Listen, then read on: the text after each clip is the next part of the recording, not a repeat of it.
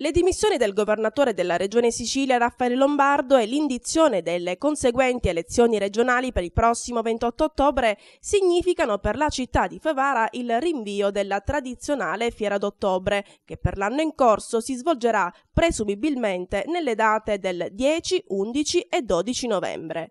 Questo è quanto emerge da una conferenza dei servizi svoltasi a municipio di Piazza Cavour tra i membri della 8ª Commissione Consiliare Fiere e Mercati, presieduta da Antonio Limblici, il dirigente di settore Gaetano Raia, il sindaco facente funzioni Enzo Biancucci e l'assessore a ramo Giovanni Alaimo.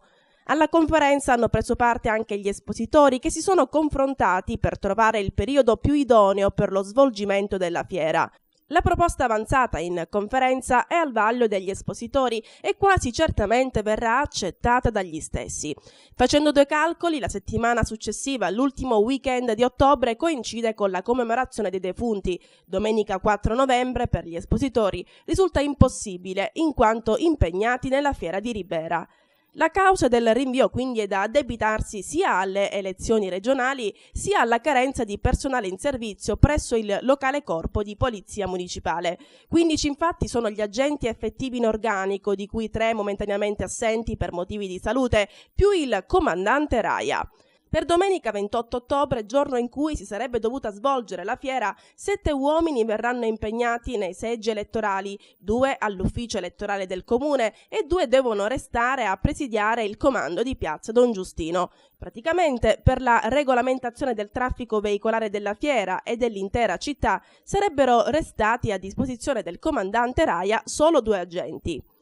Purtroppo la coincidenza della tornata elettorale con la tradizionale fiera di ottobre pone il corpo della polizia municipale in grosse difficoltà.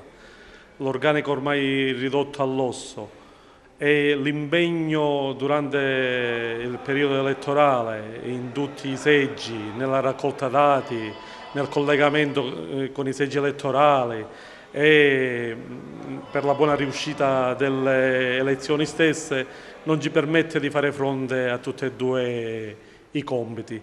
Una volta stabilite le date corrette sullo svolgimento della fiera, agli espositori preme conoscere anche il luogo da adibire alle attività di vendita. L'area individuata dal comune rimarrebbe la stessa dell'anno scorso, ovvero via Cicero di Francisca e viale Ambrosini.